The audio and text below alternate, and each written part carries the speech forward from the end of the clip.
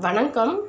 இன்றைக்கி புடலங்காய் பொரியல் ஒரு சிம்பிளான ரெசிபி.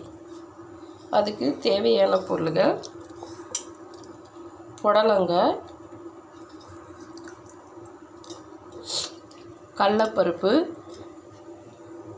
பெரிய வெங்காயம் பொடி பொடியாக கட் பண்ணிக்கணும், கறிவேப்பிலை, தேங்காய் துருவுனது.